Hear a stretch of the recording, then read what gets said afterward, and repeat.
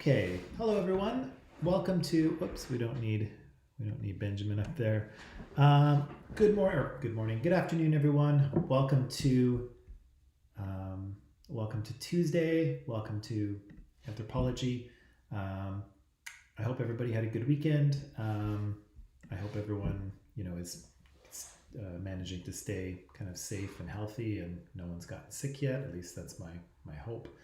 Um, Remember to wear your masks when you're out and get vaccinated if you can. Um, I see, just looking from the comments here, I think that most people are here, so I think we can probably dive in and start, and hopefully the rest will trickle in shortly. Um, yeah, so let's. Um, the first thing I'll mention here right out of the gate today is I'd like to try and have our first quiz next Friday. So not this coming Friday, not this week, but the following week. Okay.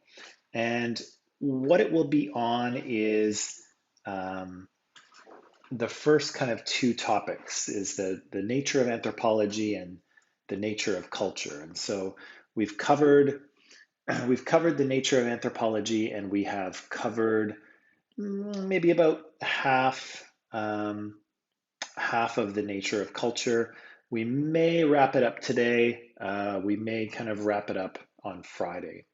Um, so for the quiz that's not this Friday, but next Friday, I'll quiz you on the lecture slides from those two topics, and I will um, quiz you on chapter 2 from the textbook. Okay, so normally I would quiz you on chapter 1 as well, but I think considering we've had kind of a weird start, we're not in person, and some of you may have access to the textbook and some of you may not. I think I'll omit chapter 1 from the textbook and just do chapter 2. So that's what the quiz will be on.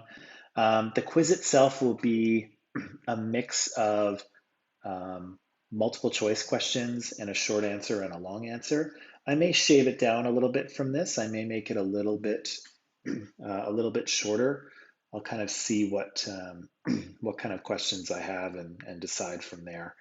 Um, and normally the way I do it um, is we'll do the quiz in the first half of class. So again, not this Friday, but next Friday. You'll come in on Friday, you'll write the quiz um, for the first half of class. We'll take a little break, and then when you come back from the break, then we'll do more anthropology stuff. So it'll kind of go, that's kind of how I usually do it.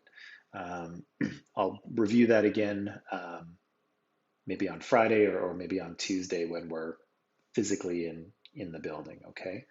But I just wanted to give you a little bit of advance notice. Quiz 1 um, on Friday, not this Friday, next Friday, okay? More to come on that. But in the meantime, let's continue with what we were talking about last Friday.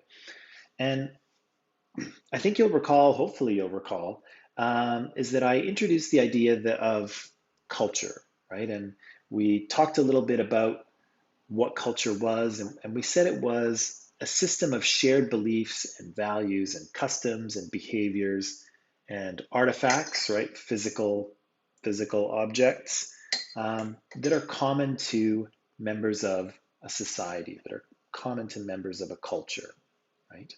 Um, we said that culture was incredibly important for humans because we're born with so little sort of pre-programming, right? And I made the analogy of culture being our operating system, right? Just like Windows or OS 10 or Android or whatever operating system you're running on your technology.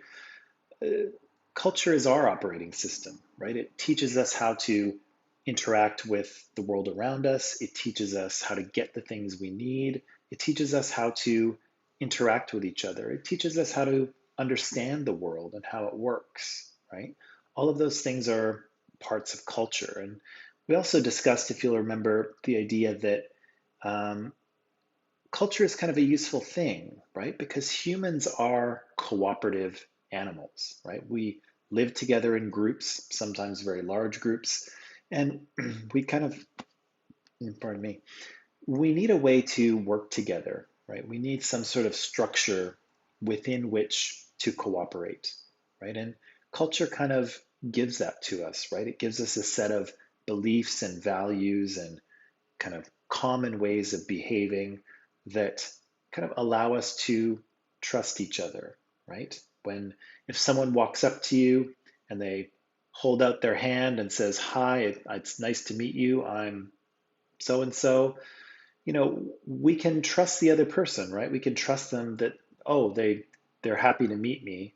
I'll shake their hand, right? We can usually be pretty confident that the person's not going to stab us or something like that, right? Because again, we have common standards of behavior, right? We have common ideas of right and wrong, right? So the more we kind of share values and share ideas, the easier it is to trust people, right? The easier it is to cooperate with others. And again, that's an important thing. That's an important part of what makes human beings unique, right? Is that we can cooperate with each other and we can cooperate in large numbers and in a flexible fashion, right? And that's something that other animals just can't do, right? They either cooperate in a very rigid way or they can cooperate flexibly, but just not in any sort of quantity, right? And humans are good at doing both of those things. I think right when we close to the end of class yesterday, we started talking about these four characteristics of culture, right? And I said that culture was symbolic, it was learned, it was integrated, and it was shared. And I was going to walk you through each of those things, but we didn't. We kind of just got to culture as symbolic, and so we'll move through the rest of these today. Okay. Um, the first one, of course, was that culture was symbolic. And a symbol is something that represents something else, right? It stands one thing that stands in for another. And I think I showed you a bunch of symbols and logos and things on the screen, and we all pretty clearly recognize them as symbols, right? They mean something, whether it's a religion or a nation of people or a company. We all very quickly identified that one thing stands in for something else. But I kind of encouraged you to think a little further about that in the ways that um, humans communicate through symbols much more regularly, right? It's not just about logos and brands. Um, Many of the things that we do is kind of involved in the process of communicating with each other symbolically, right? And I said to you on I said to you on Friday that in fact my words are all symbols, right? Every sound I make is a sound that represents a thing or a concept or an action. And so here I am making these kind of verbal symbols, these audio symbols, and there you are at home or wherever you are decoding them, right? You're interpreting those symbols and hopefully creating meaning from them, or at least that's my fingers are crossed. That's what I hope is happening. Um, we communicate with each other symbolically in a bunch of other ways too, right? Our facial expressions communicate emotions, right? We use our hands to, you know, uh, to transmit meaning to other people, with our actions, right? The clothes we wear, right? We choose particular clothes because we want them to say something, right? Sometimes we choose clothing that expresses our individual identity, right? Something that is uniquely us. Many times we might simply choose clothing because it's kind of what everyone else is wearing, right? So you're you're transmitting the idea that I'm like everyone else, right? I'm a person just like you, right? Or we might choose clothing that is, um, similar to what maybe celebrities might wear, or to sort of communicate to others that, maybe we have special qualities too, right? So clothing can fulfill all kinds of roles in terms of symbolically communicating things to other people, right? So our actions, our words, the way we dress, the way we use our bodies and use our hands, all of those are ways in which we can communicate with other humans symbolically. And of course, art, dance, music, um, writing, storytelling, movies, all of those things are also symbolic communications, right? They're ways that humans transmit meaning from one person to another. Right? Now, the last thing we said, I was going to give you an anthropological example of how culture is symbolic. And I was going to use a set of symbols from the Kokuaki Walk people. And if you remember on Friday, I was saying that the Kokuaki Walk are indigenous people from BC here. So um, them and their ancestors have been living here for thousands of years. They were here well before Europeans, right? Europeans have only been here a couple of hundred years. Indigenous people have been here in Canada for thousands of years. And again, the Kwakwaka'wakw are just one kind of culture within this group of Indigenous people. And I said their key metaphor here is hunger, right? And you may think that's a kind of a strange thing, but again, let me explain how it works. I showed you a slide that looked like this on Friday, and I said, the first thing to maybe point out is that if you look at a lot of Kwakwaka'wakw art, and so whether it's painting or whether it's sculpture or whether it's masks like these are all masks that are carved out of wood. They're meant for people to wear along with costumes, and during rituals, they kind of dance and act out stories. And some of these masks are characters, animal characters within those stories. And so you can see here that these masks here have a lot of emphasis on the mouth and the teeth, right? And so um, the one in the top left is kind of a thunderbird with, I think he's a thunderbird with a really big beak. Beside him there on the top right is a wolf with lots of big teeth. In the bottom left, there's a bear mask, and again, big teeth.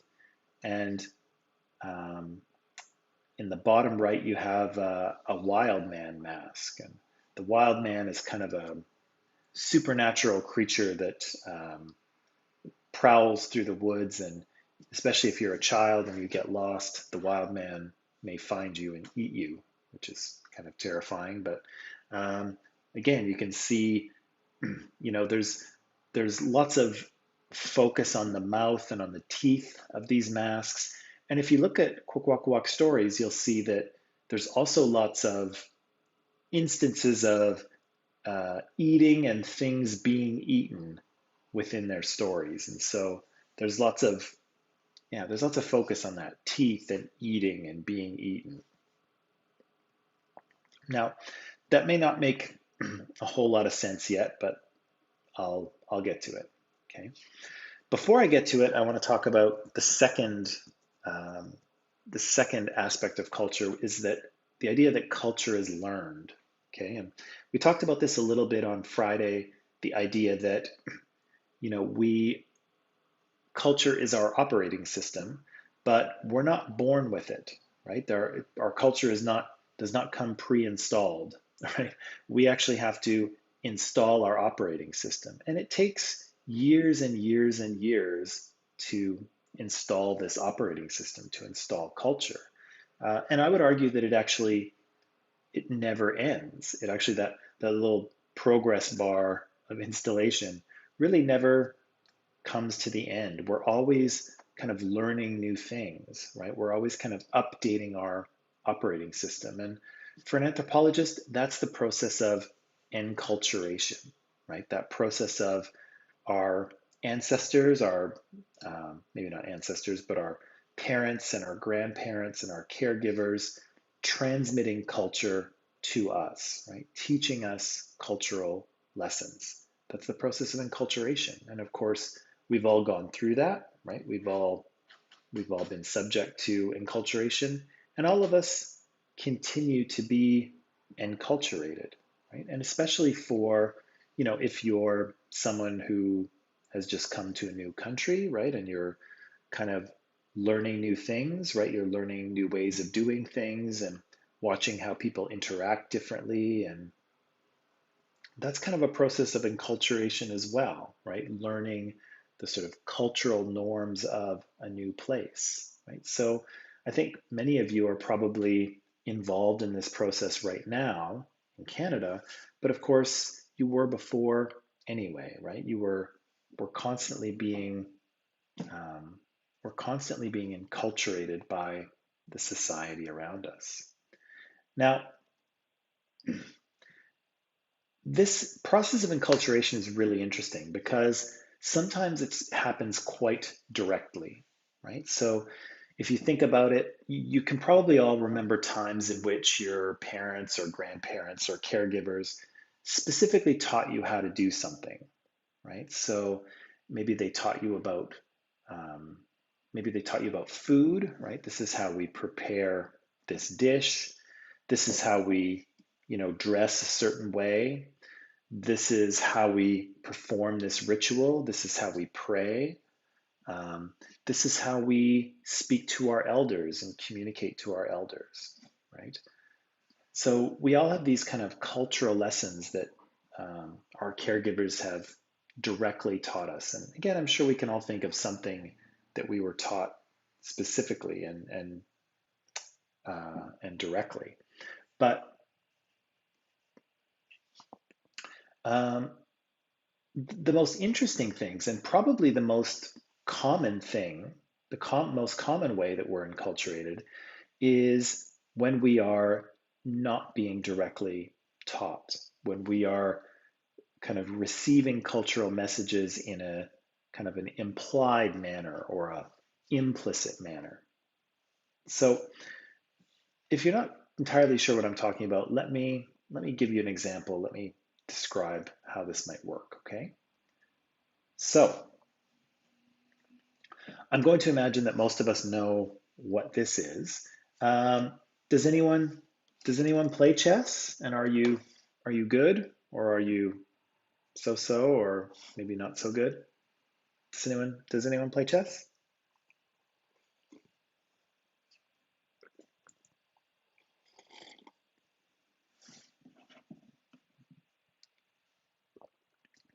Any chess players out there? Not so good. Soup Ginger's not so good, but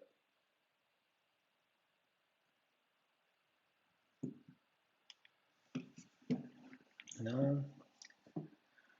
Come on, where are all my chess wizards? Play, but so. All right, a few players here, maybe. Used to, but horrible at it.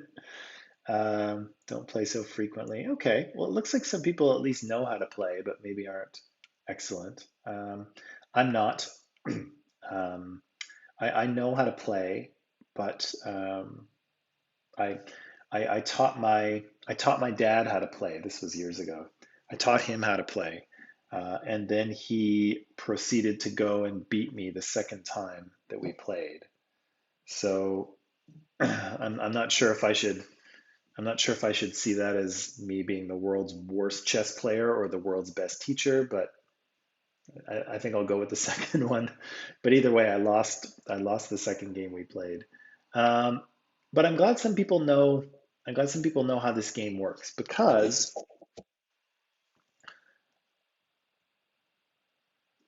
this is something that this is something that most people would look at and say, "Oh, this is just a game, right? It's just a game. It's chess. I like it. I don't like it. I know how to play it. I don't know how to play it. Meh, whatever. People wouldn't really pay too much attention to it. But if we looked at this game through the eyes of an anthropologist, we might see something a little more complicated. We might see that there are a number of cultural lessons infused in this game that maybe aren't apparent just by looking at it. Okay. Also, okay. Well, Vimakshi and I are, yeah, we're in the same kind of boat there. Maybe it was just a hidden talent of your father's, or I don't know. Do you think he knew how to play and then he just pretended he didn't know so that you would teach him, and then he just went ahead and I don't know. Either way, either way. Um, so this is a game that we're going to look at through the eyes of an anthropologist. No, no, he didn't. Um, Naturally talented, I guess. Um, this is a game that we'll look at through the eyes of an anthropologist. So the first thing an anthropologist might notice is that, okay, well, we have two sides, right? We have two sides that are squaring off against each other. And the purpose of this game, as I'm sure most of you know, is to win it, right? So the players move their pieces in turn, right? One at a time, they go back and forth.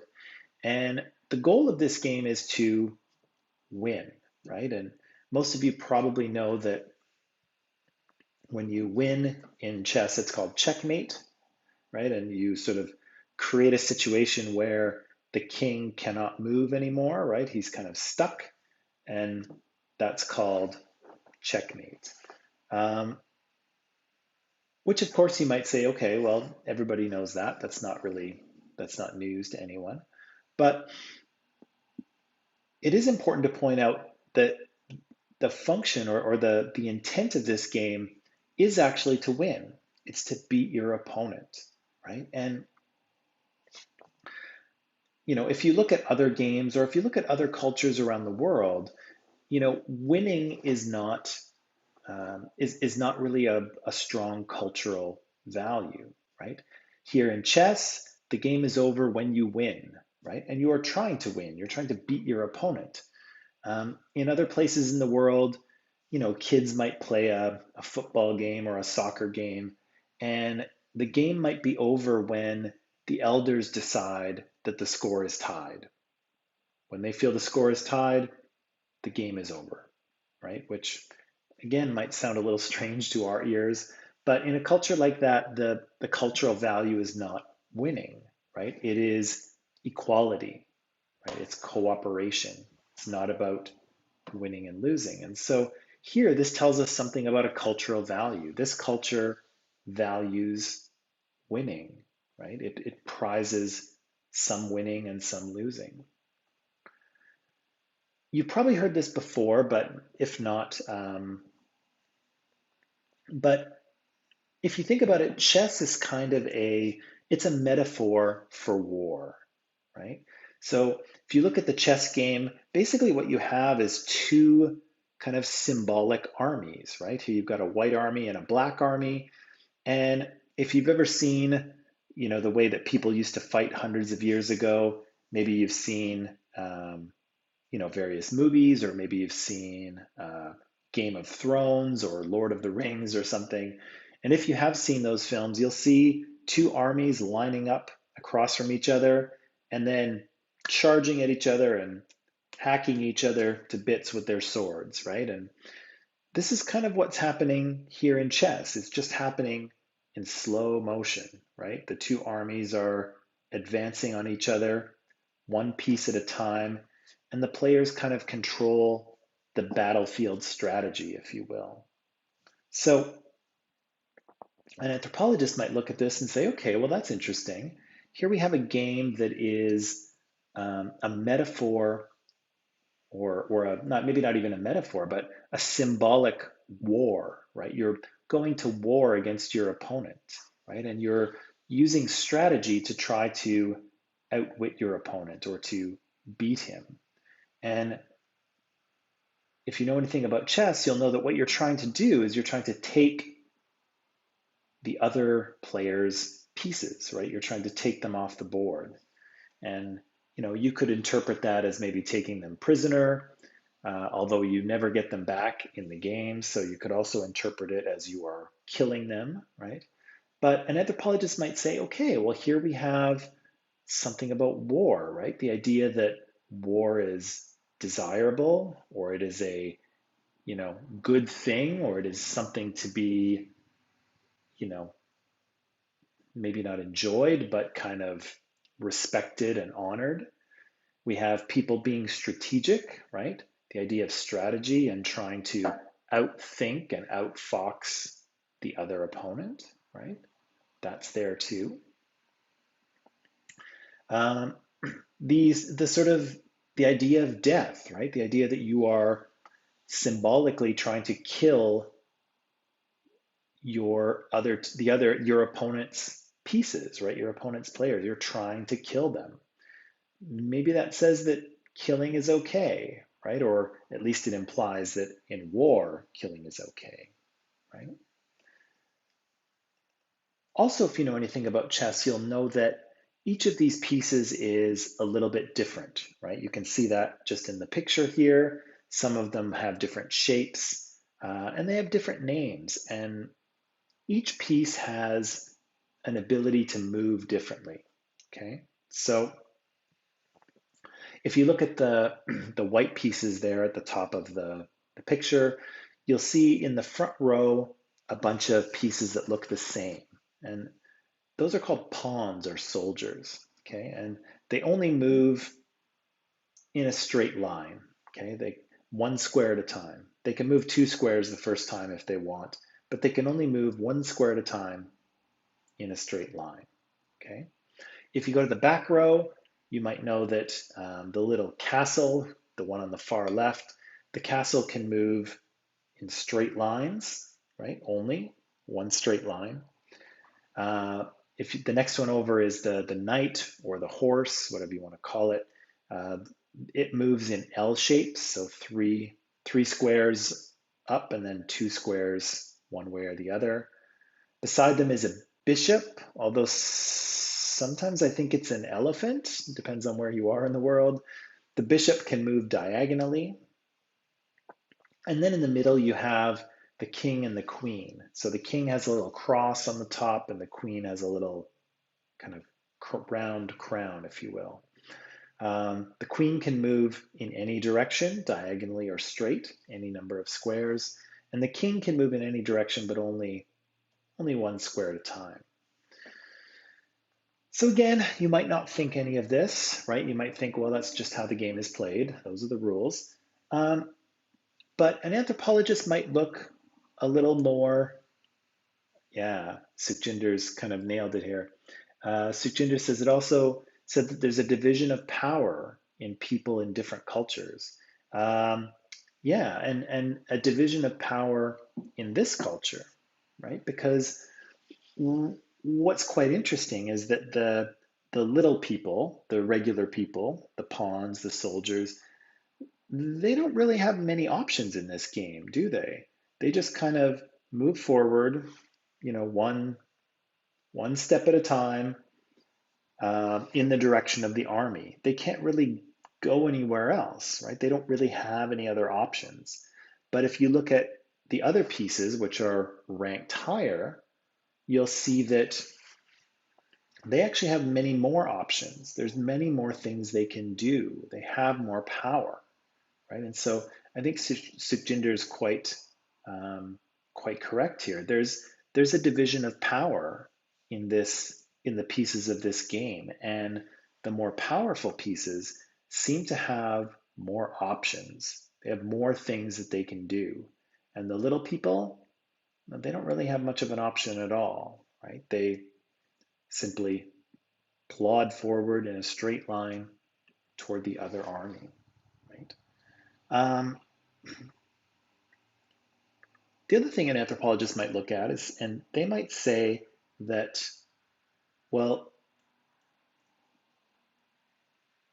this game kind of normalizes a certain type of behavior for soldiers and for people, right? Because again, for those of you who have played this game, if you're in the middle of a game and you get to a situation where your opponent might be able to take a pawn if they move one way, or they might be able to take, let's say, your horse or your knight, you probably want them to take the pawn, right? You don't want them to take your horse if you can move to avoid it. And so this almost kind of normalizes the idea that the pawns, the little people, the soldiers, they should sacrifice themselves for the higher up, right? The people who are above them in society. And again, that's usually how we play the game, right? We usually sacrifice the pawns when we need to in order to move around our more powerful pieces, right? This game kind of communicates that um, through its rules.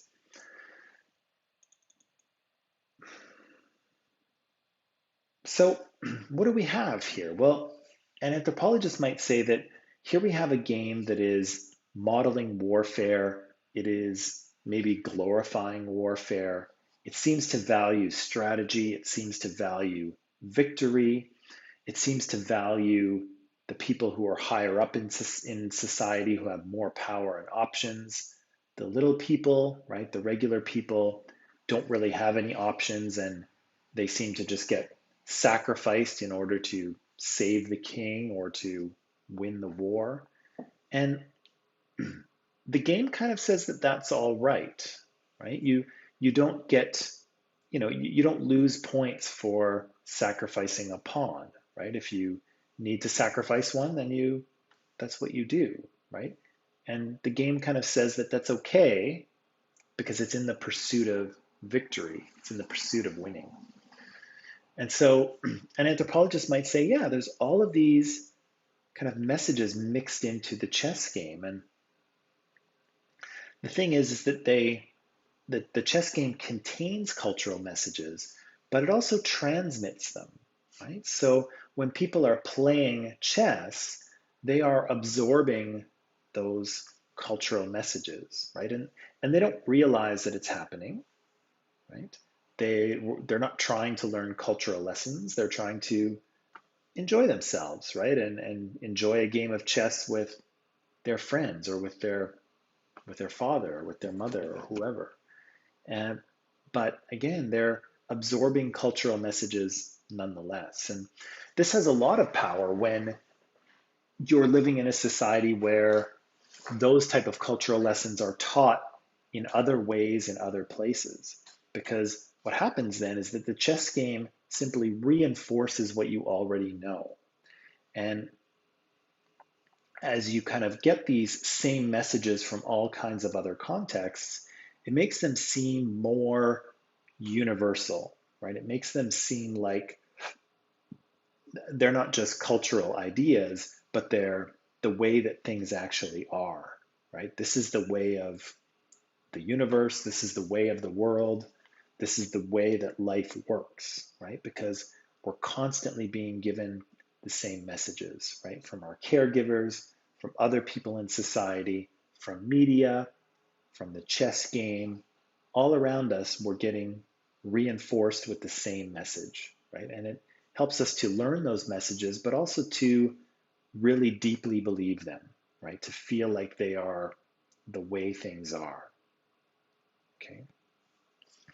I'm just going to pause for a minute and just I want to check in with you guys. Did that kind of make sense? Now you don't have to believe me about what I'm saying about the chess game here. There's numerous ways to analyze what's going on here. But does that make sense? Does it make sense to you? Do you understand what I'm trying to describe?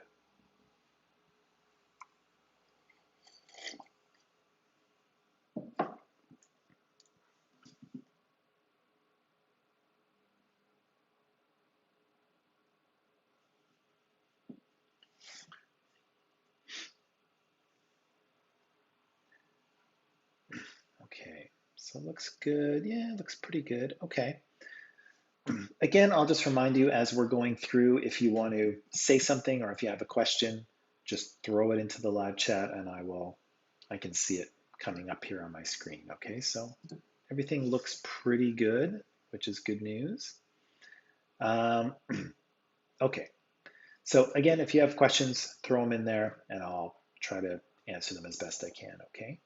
So again, the chess game is not just a game, right? It is infused, it has cultural messages mixed into it, and people can absorb those cultural messages as they play. And again, usually not, usually without noticing. Now, let's go back to our friends, the Kokuaki Walk, okay? Because let's try and put this together in maybe a more anthropological context, okay? So what's happening here, this is an old photograph.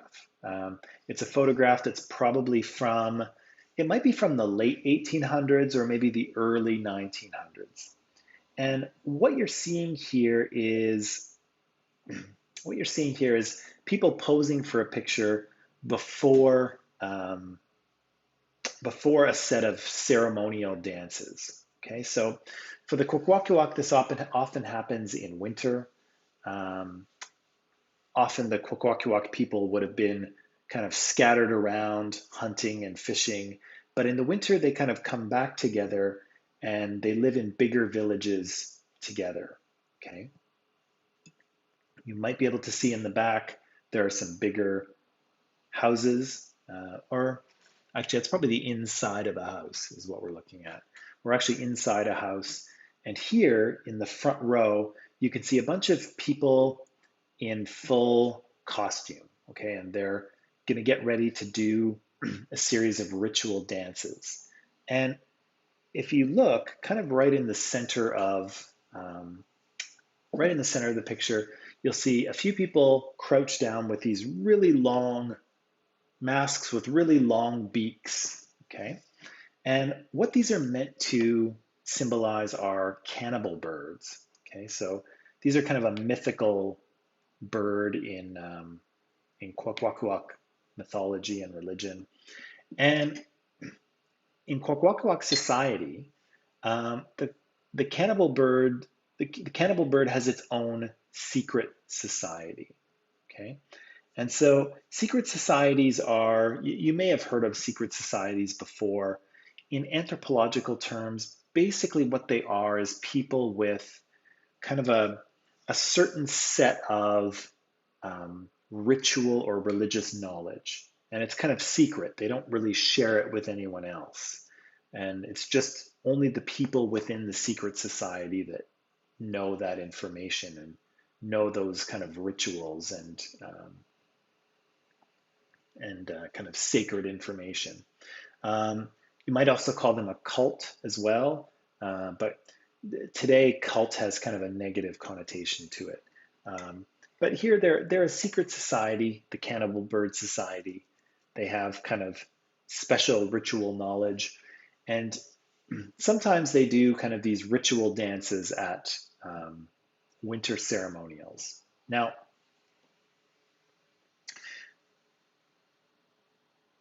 an interesting part of this is how they bring a new person into the secret society, how they kind of induct them or introduce them to the secret society. And I'll describe the ritual to you, and then we'll talk about it. So here's what I want you to imagine. So if anyone has seen Avengers Endgame, imagine you have a little space-time GPS, just like the Avengers had, the thing that Tony Stark invented, that allows you to kind of go back in time, okay? Because that's what I want you to imagine we're going to do. We're going to go back in time. Let's say, oh gosh, let's go back 1,000 years, okay? We're going to go back 1,000 years into the past. So the year will be 1022. We'll go back 1,000 years. And what we'll be in British Columbia before Europeans came here. So This is the British Columbia with there's no cities, there's no roads, um, there's no bridges, there's no infrastructure. It's basically, for the most part, pristine wilderness. Okay, there's no Europeans here. Europeans won't arrive for another 600 or 700 years. The only people living here are Indigenous people, right? Canada's Indigenous people, and the Kokuaki Walk are one of those. So I want you to imagine we've got our little space-time GPS here. We've gone back in time 1,000 years, and it's winter. It's January, and so we're going to go into one of these big houses that the Kwakwaka'wakw have, and we're going to sit down by the fire. There'll be a big fire toward the back of the house. We'll kind of stay warm back there, and we'll just kind of watch some of the things that are happening, some of the dances and songs and things that are happening around us. Now, here's how the ritual goes to bring one of these new members into the cannibal bird society, okay? Again, just to give you a little visual about what it would be like, you can see we're in a very big wood house that the Kwakwaka'wakw built. Got a fire here. There are some dancers around the fire, but let's just say that they're finished and we're sitting with all these people in the background, just kind of hanging out, relaxing. Okay. Now, the ritual begins. We're sitting here, we're sitting by the fire, and then into the door of the big house runs this young man. Okay. He's totally naked. He's covered in mud and dirt, and he's got sticks and leaves in his hair. He looks like a wild thing, and he acts like one as well, right? And so he runs into the house. He's clawing at people. He's trying to bite at them. People are pushing him off, trying to defend themselves from this wild, savage creature. And so he's clawing at people, he's trying to bite them, and people kind of are hitting him with sticks and trying to drive him back out of the house. And they do. They drive him back out the front door. They drive him out the front door and into the woods, okay, into the trees. After they do this, after he's gone, they go to the edge of the forest and they put a little bit of food, right? Maybe some dried food or some fish or something. They put it there and they leave it for him.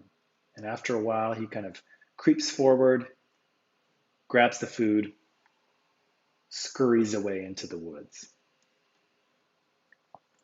Everybody goes back in the house and sits by the fire and calms down a little bit. And then after another little while, the young man runs in again. Again, naked, covered in mud and dirt, clawing at people, biting at them. And again, the people drive him back out of the house and into the woods. And again, they leave something for him at the edge of the trees. Right? Maybe it's a blanket. Okay. And again, after a while, the young man will creep forward, grab the blanket, and run off into the woods. Everyone calms down, goes back to the fire. And a little while later, the same thing. The young man runs in again, savage, wild. The people drive him back out of the house into the woods and then leave him something else, right? And everything that gets left is kind of a piece of the human world, if you will. Okay, so a blanket, a pair of boots, some cooked food, right? Maybe a hat. All of these things are things from the human world that of course he doesn't have because he's acting like a savage animal. So this happens a few more times, and every time the young man comes back in, he's a little less savage, he's a little less wild, he is more calm, more tame. And finally, again, this happens a number of times, he comes back in and is driven out. And finally, he comes back in, calm, quiet, blanket over his shoulders, and sits in front of the fire and warms himself. Okay. And it's at that point that the members of the Cannibal Bird Society will kind of pick him up, they'll take him away, and they'll have kind of a private meal together. And that's where he'll be kind of formally inducted or formally, he'll formally join the Cannibal Bird Secret Society. Now, for us, we've just come to this place from 1,000 years in the future. None of us are Kokuaki Walk, at least I don't think we are. And so I think for most of us, we would be pretty confused about what just happened, right? We would see this young man come in all wild and naked and people fighting him off. And then we would see him kind of calm down and then he would be taken away. But the whole thing really wouldn't make any sense to us, right? And part of the reason why it doesn't really make any sense is because of symbol and because of enculturation, right? The two characteristics of culture that we've talked about. Number one, we don't understand the symbols, right? We don't understand symbolically what is happening in this ritual. It doesn't make any sense to us. It's strange and weird, right? And senseless, at least to our understanding. But of course, it is senseless and it's meaningless because we haven't been enculturated, right? We haven't been taught Kokuaki Walk culture. We don't understand the symbols. We don't understand the meanings. And so as a result, it's just kind of a chaotic, crazy event, right? We really don't know what we're looking at. So let me give you a bit of background that will help us to understand this, this ritual, okay? There we go. Okay, to help us understand this ritual. Now, basically what's happened here is that this young man has been tamed, right? He was wild, he was savage, he was uncontrollable, and then eventually he was tamed, right? He was calmed down. He was domesticated, right? He kind of joined the social order. Now, how this gets symbolic has to do with how the Kokuaki Walk deal with winter, okay? And the Kokuaki Walk, unlike a lot of hunter-gatherers, they store a lot of food, okay? So in the spring and the summer and the fall, the Kokuaki Walk are out there hunting and fishing and gathering nuts and berries and all kinds of things. And they store them away for the winter. They dry them out, they salt them, and then they store them for the winter. Because again, food is not very plentiful in the winter. So for the Kokuaki Walk, they're living on stored food for a good portion of the winter. And so you can imagine if you were doing that, if you were, living on stored food, you do have to be careful how much you eat, right? You can't just go and pig out, in December or January, because then you're going to run out of food later on, right? You're going to starve when it gets to March and there's still no food and your stored food has run out, right? So you have to control your hunger, right? You might be a little bit hungry, but you have to make sure that you only eat a certain amount so that your stored food lasts all the way through the winter. And so what do you have to do? Well, you have to tame that hunger, right? I'm sure we've all been hungry in the past. And, I'm sure we've all felt that, like, I'll eat anything, I'm starving, just give me food. I need food, right? Uh, and so the Kokuaki Walk feel that too during the winter, but they have to tame their hunger, right? They have to control it because if they don't, if they just eat however much they want, whenever they want, they're going to run out of food later on, and then they're going to starve. They're going to die. So they need to control that hunger in order to survive, right? In order to have enough food to last the winter. And so, in one way, this ritual of this new person into the cannibal bird society is kind of symbolically showing that, right? This young man who's naked and wild, he is hunger, right? He is uncontrollable. He is savage. He's trying to bite people. And what do? The people tame him, right? They control him. They calm him down, right? They bring him in, right? And so this whole ritual kind of enacts part of their way of life, right? In terms of how they store their food and how they get through the winter. But what's really interesting is that there's another layer to this as well. Um, you can also think about hunger, or you can also think about this idea as, yes, we all sometimes feel hungry, but we also all have negative emotions as well, right? Sometimes we have feelings of jealousy or envy. Sometimes we're angry. Sometimes we're vengeful. Sometimes we feel a desire to hurt other people often because they've hurt us, right?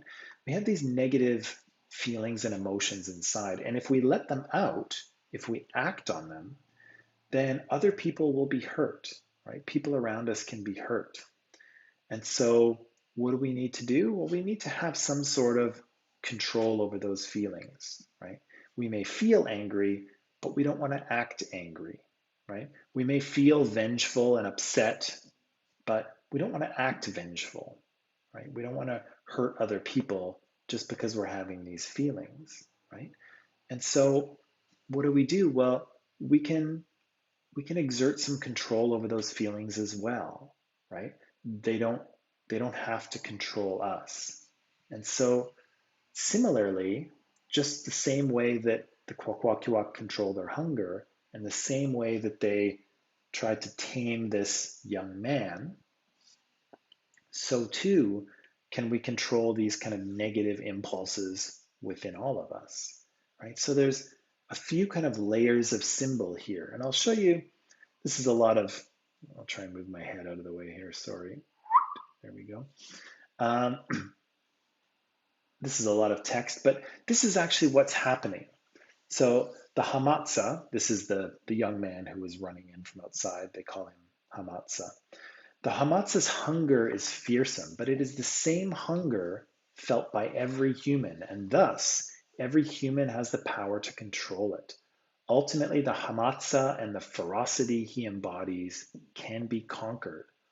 Morally, the force of controlled social action and the strength of ritual can conquer even a cannibal's hunger, right? So, in fact, ritual can totally alter the impetus of the cannibal's hunger, changing it from a destructive act to an affirmation of self-control and creative power, right? So, what they're saying here, of course, is that you can, we can control our negative outcomes, right? We can keep ourselves from starving in the winter. We can control our negative negative emotions, right? Our fears, our anger, our vengeance, right? We can control it. And how do we control it?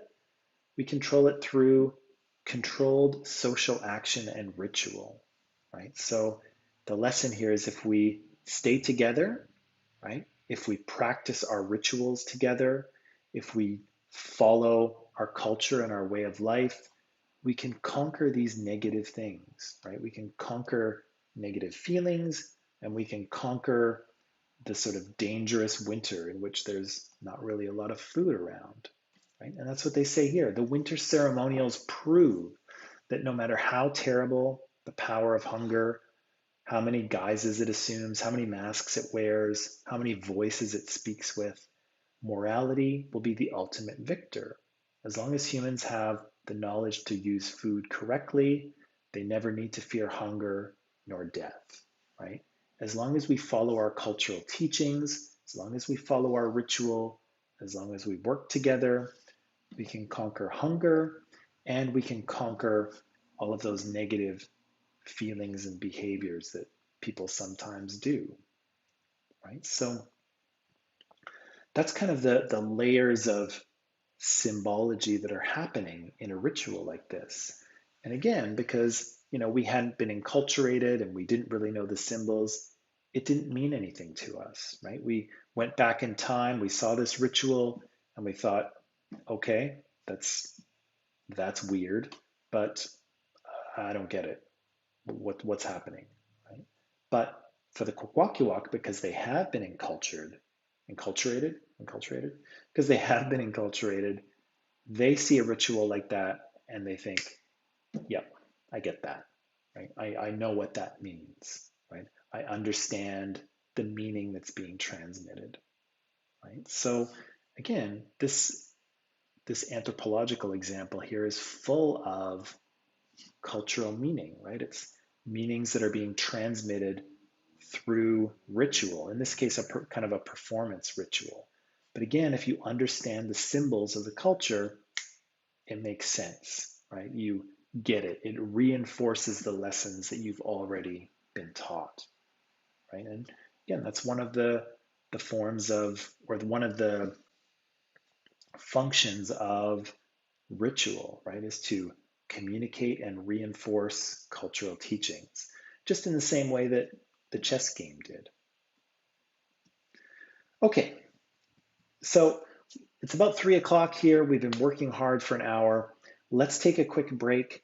And when we come back, I'll talk just a little bit more about this, and then we'll move on to um, culture being integrated and shared. Okay, so take a break, stretch your legs, get some tea or whatever you like, and I'll see you back here very shortly. Okay, all right.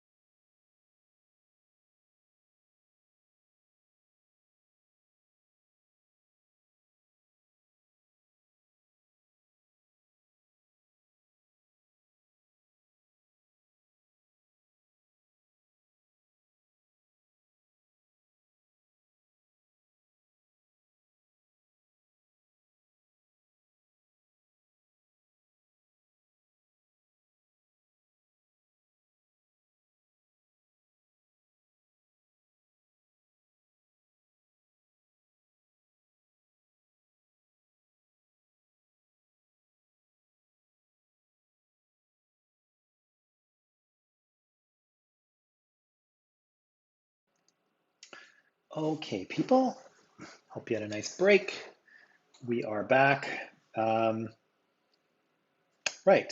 So we were just talking about this idea of, how enculturation kind of plays a really important role for kind of transmission of cultural meaning, right? And so here I've just kind of given you an example of how, a ritual for the Kokuaki Walk people, how it had these kind of layers of meaning, right? And again, for those of us who aren't enculturated, right, that don't understand Kokuaki Walk culture, we kind of look at it and it seems weird, right? Or it seems like it's something kind of crazy and meaningless, right? But in fact, if you understand the symbols and if you understand these people's way of life, the ritual makes a lot more sense, right? And for Kwakwaka'wakw people, they immediately see something like this and say, okay, I get it, right? I understand um,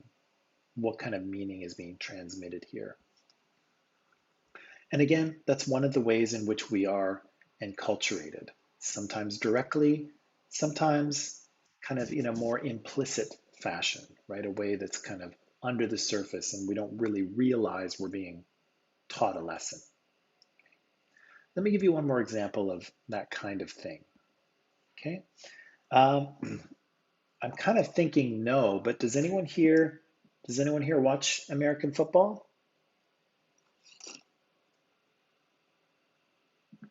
I feel like Columbia College's student body is not a big American football group, but maybe I'm wrong.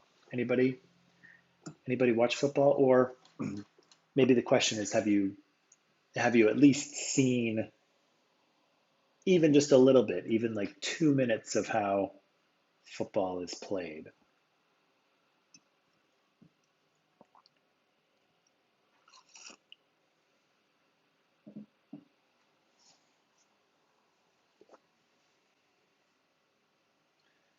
What do you think? Anybody watch football? Seen football? Like it? Love it? Don't like it?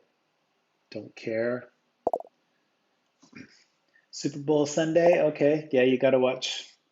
If you watch anything, you got to watch the Super Bowl, right? Um, yeah, so Super Bowl. Uh, Bimakshi says rugby, yeah, which is kind of, a little bit similar to football, but also a little bit different. I've got some no, some yes, some yes, yes, but not American. Okay, but that's probably different. I'm Akamjot, you're probably talking about soccer or what we would call soccer, right? Don't care. Me neither, actually. But no, okay, that's all right. I was just kind of curious, but I think most of us have kind of at least seen, even a few minutes of what football looks like. And so again, what we want to do is, football is, it's a game. It's a really big deal for Americans. Americans are very much into their football. Um, we play American football here in Canada, but it's not really a big deal. Hockey is kind of more, it's kind of more our thing here in Canada. Um, we don't really care as much about American football, and I suspect that most of the rest of the world isn't really interested in it either. It's really an American kind of phenomenon, right? And so, again, you might be tempted to look at American football and say, oh, well, it's just a game. The Americans seem to like it, whatever. But if we looked at it through the eyes of an anthropologist, we might see something a little different, right? We might see an activity that is kind of has cultural meaning woven into it. So let me ask you a quick question here. I'm showing you this image on the screen. What can you tell me about the people in front of you here? What do you notice about these human beings in front of you? What are your observations? What can we say about them? I'll take anything. What can we say?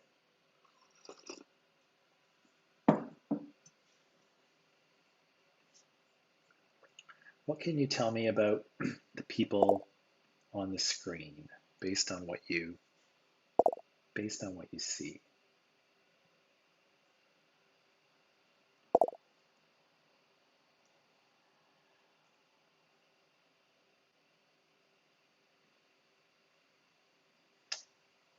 Okay, so got a few. Okay, so we've got some football players, Bimakshi says. Good. Uh, okay, so we have different recognition based on their number. Okay, so we have a bunch of football players in front of us, right? They're identified primarily by their number, right? At least for people who are watching the game. Sometimes they have their names on the back of the jersey too, but if you're looking from a long way away, the number might be easier to see, right? Uh, we have football teams, and we have different we have different teams represented here, right? Every team has its own color scheme of uniform, so we have a bunch of different colors here, that's for sure. What else can you tell me about these human beings? What else can you tell me about these humans here?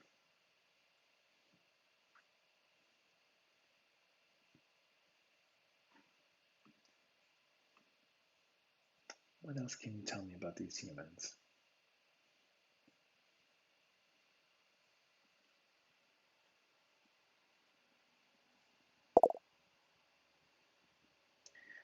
Um, yeah, is there any difference between soccer and football? Absolutely. Well, what we call soccer, the rest of the world calls football, but American football is quite different, Harmandeep, than regular football or soccer is. Okay. So Lovepreet says here, okay, players, this is a dangerous game, right? Because we have lots of safety jackets. We have lots of padding, right? These guys have helmets to protect their head. They have shoulder pads to protect their upper body. We can see some padding on their lower body too, right? Yeah, we have different players here with their different team jerseys. Okay, that's good. Okay. Now, if we looked at this, okay.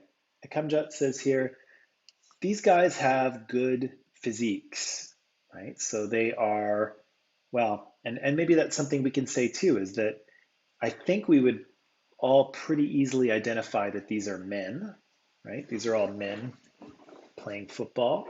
And they are, they have a good physique, right? So they're all really in shape, but yeah, and Maya says they're muscular, right? Not only are they in shape, they're kind of big, beefy, strong guys, right? And their equipment, right, that Lovepreet pointed out, their equipment kind of helps to accentuate that, right? And really, what it's doing is it's kind of not eh, they are in shape, but it's helping them look more masculine, right? So we've got like a big head, big shoulders, but then smaller waists, smaller lower body, right? A very kind of masculine silhouette, right? Or masculine outline, right? The big shoulders, the narrow waist, the big head, right? So, to an anthropologist, we might look at this, we might say, okay, well, maybe this is telling us a little something about, you know, what an ideal man might be, right? These guys are big, right? And again, we can't really tell from the picture, but I'm certain that every one of these guys is significantly larger than I am. These are big guys, they're muscular, they're tough, and their equipment, their helmets and their shoulder pads help them seem even more intimidating, right? It makes them look bigger, tougher, right? Bigger shoulders, more muscular, right? So an anthropologist might say, well, maybe that tells us something about Americans, right? That Americans, you know, like their men to be big, strong, intimidating kind of men, right? maybe. Um, Now, if you've ever watched a football game, you'll know that, yeah. Oh, okay. Yeah, we should say this too. Bamakshi says their attitude, right? So not just the way they're dressed, but their the way they're standing, right? They're not kind of leaning against the wall. They're not all kind of, shriveled up. They're standing there in kind of a power pose, right? Their legs are apart. Their hands are kind of on their hips. They almost look like superhero pose kind of thing. This is a very powerful, intimidating thing, right? And again, these guys are big, they're muscular, their pads are making them seem bigger and more intimidating. They're standing in a way that's very intimidating. And yeah, they look like they're going to play a rough game, right? And if you want to play against them, you're in for a you're in for a tough time, right? Yeah, it's a very aggressive pose for sure. So, yeah, we're getting some messages about men and masculinity here, right? Big, strong, muscular, intimidating, right? Imposing. All of those things are being kind of transmitted by the players of this game. But again, if you've ever watched a football game or know anything about how football goes, you'll know that men are playing the game, but there's also women who are taking part as well, right? And what's the job of these women at the football game? What is their function? What are they there to do? What are what are these women what are these women at the football game there to do?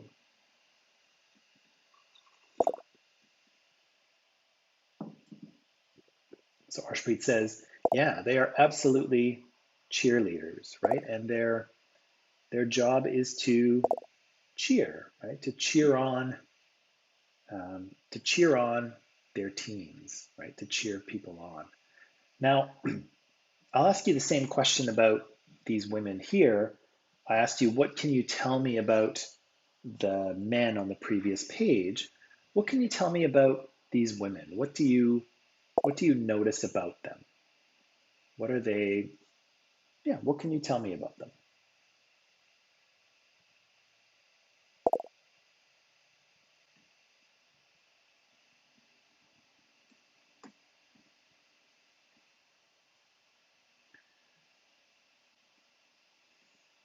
What can you tell me about these human beings on the screen?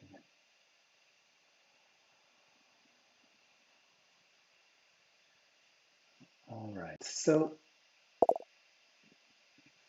let me see here. Right. So yeah, their job is to cheer on their teams, to boost the energy of the players, and also to boost the energy of the crowd around, right? They support from the sidelines. And yeah, and what can we say? Well, Maya says they're slim, right? For instance, they're in good physical shape, right? They have good posture, good. Maya says they're energetic. Yeah. Makshi says the same thing, energetic. Arshpreet says, yeah, they're pretty. They're all pretty. Kind says, yeah, they appear to be mostly blonde and slim and good looking. The blonde the blonde thing was kind of an accident. I just grabbed this image from the internet and put it into the presentation. But yeah, I didn't really mean them to all be blonde, but it's interesting that they are. And I wonder, I wonder if we took a survey of all NFL cheerleaders, I wonder if we would find that there's actually a significant proportion that are blonde. I don't know for sure, but I would be curious to know what would happen. Uh, they're slim, right? And they seem cheerful. Yes, they're attractive. They're eye-catching.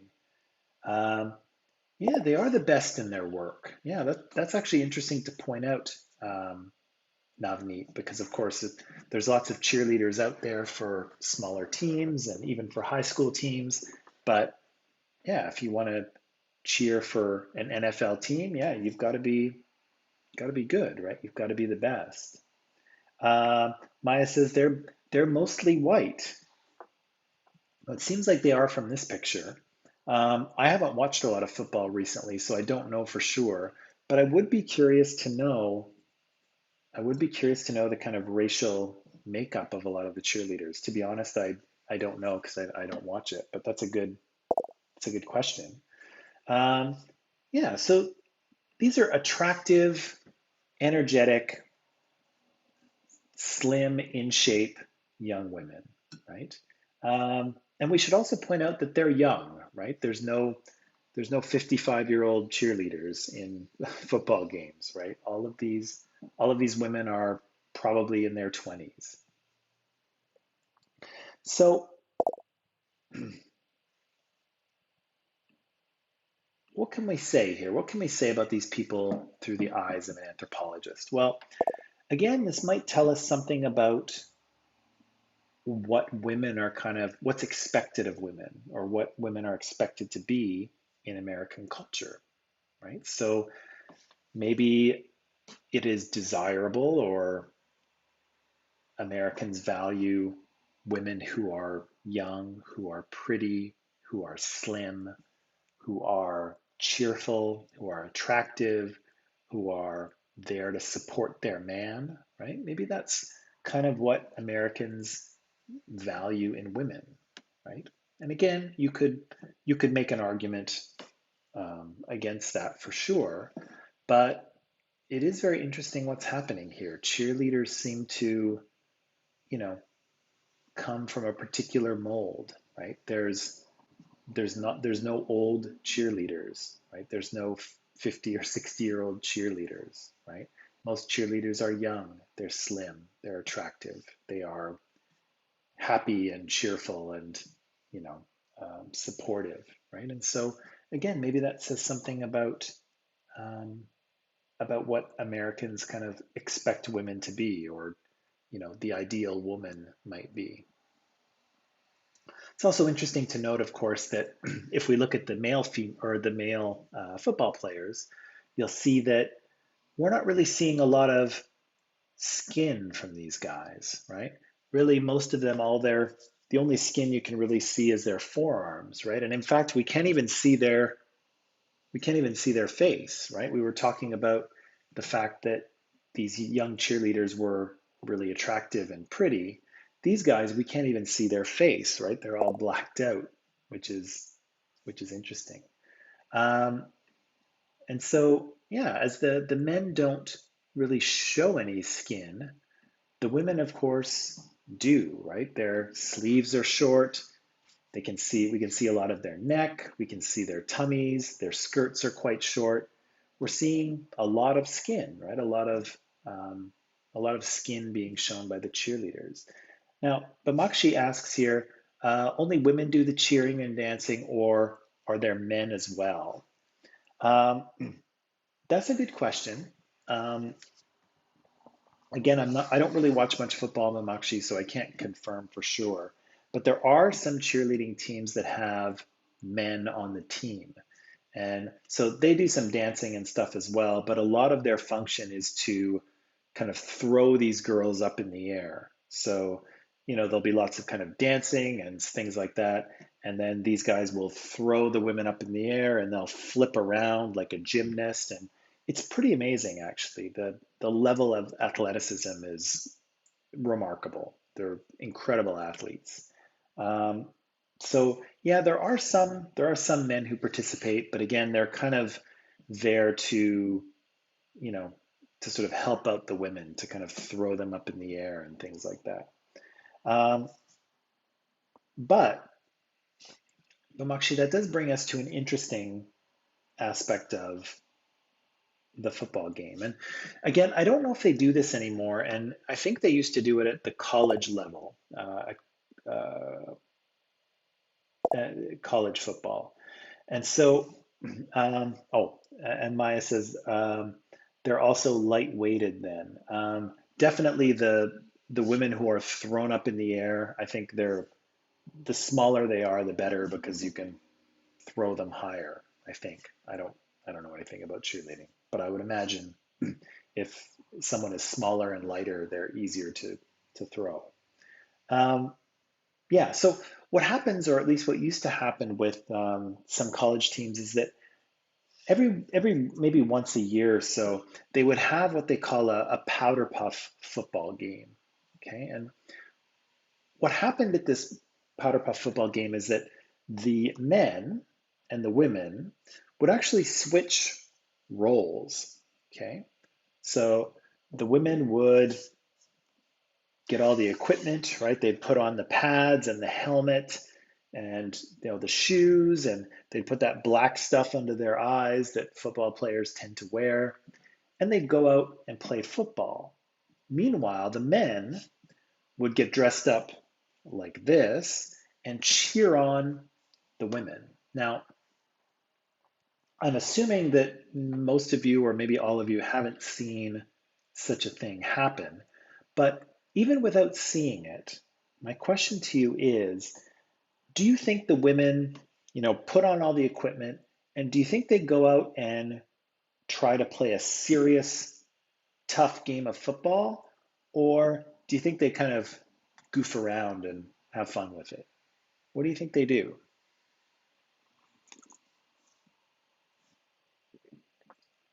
What do you think the women do? Do they try hard to do to play a really tough, good game of football, or do they just kind of horse around?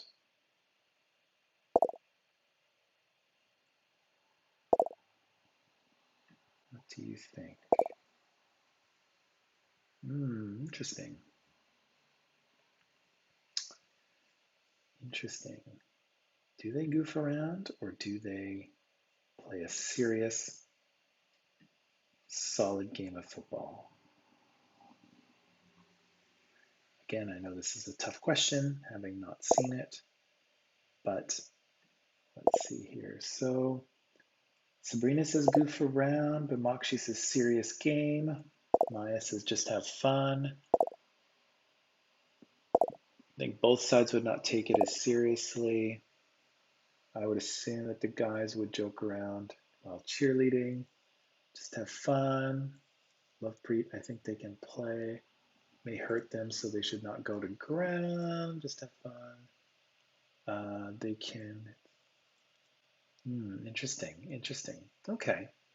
Well, let's see, a little bit more serious game. Okay. Well, interesting. If you said serious game, you are correct, right? And so it's true. Get their the women get their equipment on and the stuff under their eyes and the whole thing, and they go out and they play a solid game of football. They actually try to do a good job, and they do, right? Because as Bamakshi says here, there's many sports in which, women, you know, play at the national level. They play seriously and with skill, right? And so the the women go out there and play hard. And Maya, yeah, I think they probably enjoy themselves, right? But also they are really trying to do a good job, right? They're trying to play a good game of football. But of course, now my question is, what do you think the men do? Because cheerleading requires a lot of rehearsal and practice and athleticism. Do you think the men try to do a good job cheerleading, or do you think they just horse around and goof off? What do you think?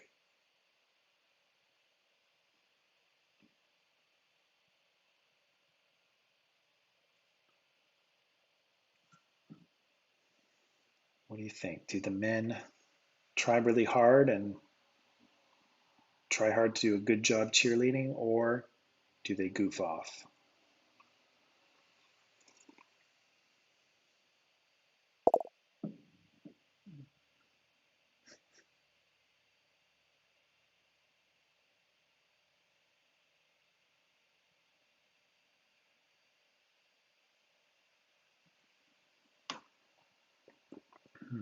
Let's see.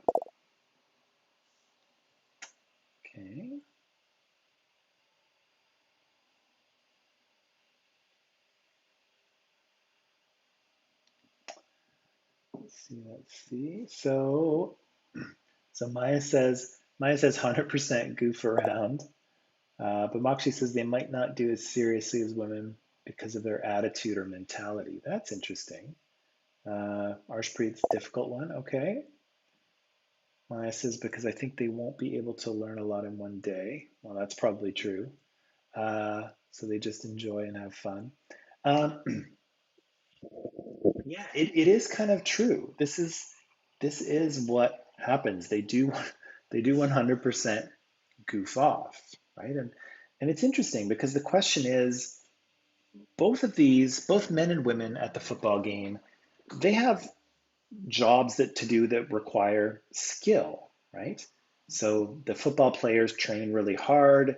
They have to learn all of the plays and they have to cooperate with each other and they practice, passing and catching and kicking and all sorts of things. Football is a demanding game that requires a lot of training and practice. Similarly, cheerleading does the same, right? There's a lot of routines and sort of chants that they do, go, go team or whatever. You can tell I watch a lot of sports. They have a lot of um, routines that they have to practice. There's a lot of athleticism, right? They're jumping, they're dancing, they're flipping, they're being thrown up in the air. It's a really athletic thing to do. So both men and women have um, a job to do at the game that requires a lot of skill. But it is interesting to see the women work really hard at playing a good football game, while the men don't really work hard at all. They just kind of horse around and, like Maya says, yeah, 100% goof around. And so, why is that, right? Why do women seem to feel the pressure or the desire to perform, and the men don't feel the same pressure, right? And Maya's got some thoughts here. Definitely, you do need a lot of practice and skill, but what an anthropologist might say here is that really what's happening is that um, the contribution of men and women to the football game, these things are quite different. Okay, so the idea here is that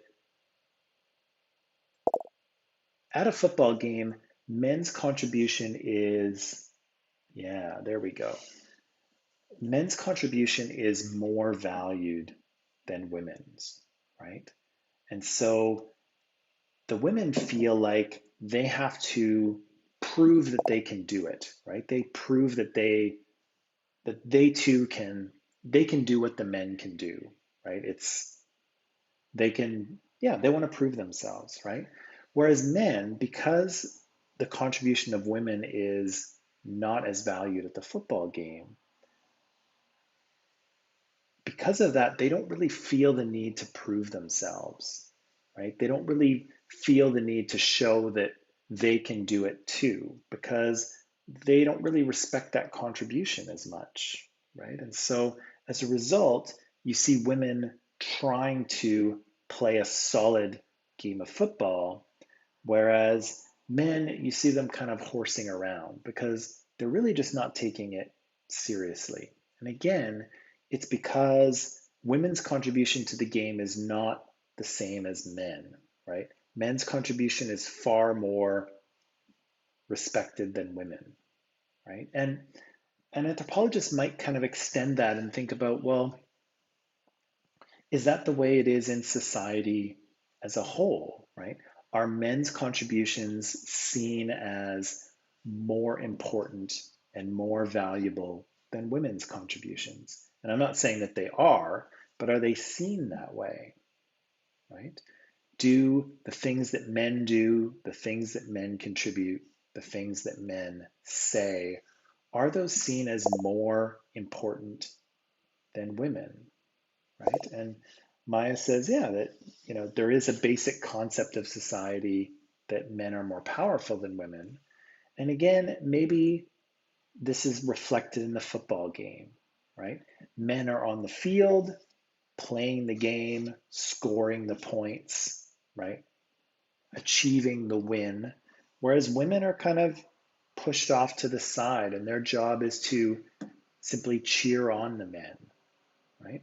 And again, they can have an effect on the game, right? They can get the players going, they can get the crowd going, but still their contribution to the game isn't really respected, right? It's, or at least it's not held at the same level as the of the men. And so again, an anthropologist might say, well, maybe this tells us a little something about American society and whose contributions are more valued and sort of more respected. Um, and again, and Maya says, and this is a good point, Maya, that women around the world play a lot of sports and a lot of the same sports as men, but they're not really recognized to the same degree, right? Lots of people watch the NBA, right, the National Basketball Association, but not many people watch the women's basketball, the WNBA, right? Um, and so, yeah, men, even when women and men are doing the same thing, sometimes we see that the men's version is more important, more watched, more valued than the women's one, right? And we kind of see this in the football game, but Maya, that's an excellent point. We even see it when men and women are playing the exact same sport. The men's version of the sport is seen as more valuable, more exciting, more interesting, whatever, right? Now, we're almost out of time here, and so I just want to share a couple more things with you before we end.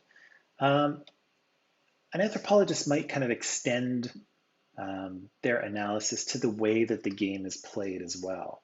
So we talked about this with the chess game in terms of how the pieces moved and what this told us. And if you look here, you might notice that this is kind of what you would call a piece from a playbook, right? So this is a plan of what happens. And so, pardon me. So you can see the football, the center has the football. He's going to throw it back to the quarterback. And then the QB there, the quarterback's job is to throw it down the field. And hopefully one of the WRs, the wide receivers, will be able to catch it and run it into the end zone. And if they do, then they get a touchdown. They get 7 points. Now, this playbook kind of shows all the positions, and it kind of shows a little bit of what these players are supposed to do, how they're supposed to move, right? And again, if you watch football, you'll know that one of the important things you need to do is to play your position, right? You have to do your specific job, right? So if you look here at the bottom of the picture, you'll see a fullback and a halfback, and their job is going to be to try and protect the quarterback, right? The quarterback's going to get the ball, and then the other team is going to try and rush the quarterback and tackle him or get the ball from him. And so the halfback and the fullback are going to try to prevent that from happening. At least I think. I don't watch a lot of football. Um, the wide receivers on the other end, their job is going to be to run as fast as they can and get in the open so that they can hopefully catch the ball and run it into the end zone, right? That halfback and that fullback, they have no business running into the end zone, right? That's not their position. That's not their job. They have a different job to do. And so how do we be successful? Well, you do your job, right? You stay in your lane. You don't try and do things that are other people's jobs, right? You just do yours. And again, who draws up these playbooks or these play maps or whatever they're called? Well, often it's the coach, right? And so if you want to be successful, you play your position, do your job, and you listen to the coach, you listen to the boss, right? So there's kind of some cultural messaging here, maybe even from the world of business, that finds its way into the football game, right? The game is played in specific positions, and it's played according to what the coach tells you to do. And the coach is in charge, right? Just like at work, the boss is in charge.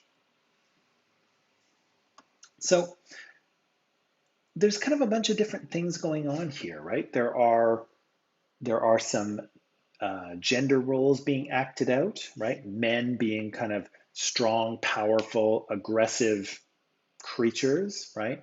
We have women acting here as kind of these slim, petite, beautiful, young, you know, cheering on their men kind of creatures. Um, we have some messages about the contribution of men and women to society and maybe whose contributions are seen as more valuable. We have some ideas about how you should be successful, doing your job, listening to the boss. All of these things are kind of woven into the football game, right? As is the idea of winning, right? Winning a football game is that's what you're trying to do, right? It's not really about cooperation or tying or anything like that. You're trying to beat the other team, right? And Americans, as far as I know anyway, really do not like the idea of a tie game, right? They really want someone to win, right? Tie games are just, ugh, why even bother, right? It's all about the winning, right? The winning of the football game. And so, again, these kind of cultural messages are woven into the football game. And when Americans watch a game like this, they are, those messages are reinforced, right? Because they learn those messages from other places, right? Gender roles, contributions to society, ideas about work and success. They're going to get those messages from their parents, their caregivers, their friends, their society around them, movies, television, books. They're going to absorb lessons about that from other places. And the football game will kind of mirror those lessons back to them, right? So again, just like the ritual with the Kokuaki Walk and the Hamatsa, when the Kokuaki Walk see that ritual, they're like, I get it, right? I get what's being communicated, right? This resonates with me. This makes sense to me. And for Americans watching football, it's the same thing, right? They watch this and they're like, I get it, right? It resonates with me. I understand this. And part of the reason they understand it is not just because they know the rules, but because the values and kind of cultural beliefs that they have already, those things are mirrored in the football game, right? They see the same things in the football game. Okay, so that went just a little longer than I meant it to, but that's okay. I was really happy to see all of the participation you did here in the live chat. That was really great. I enjoyed seeing your ideas. Yeah, that was really, really helpful and really awesome. And you had some really good thoughts. You had some really good thoughts today. Um, I'm going to end it here in just 1 minute. But before I do, of course, I'm going to um, wish you a nice afternoon. I'll see you on Friday. I hope you have a good rest of the week. Again, stay safe, take care of yourself, try to eat well and get lots of sleep, wear your mask, get vaccinated if you haven't been. Um, yeah, because we want you to stay healthy, okay? So good luck with that. Hope everyone has a nice afternoon and evening, and I'll see you on Friday, okay? So thanks everyone. See you Friday. Bye bye.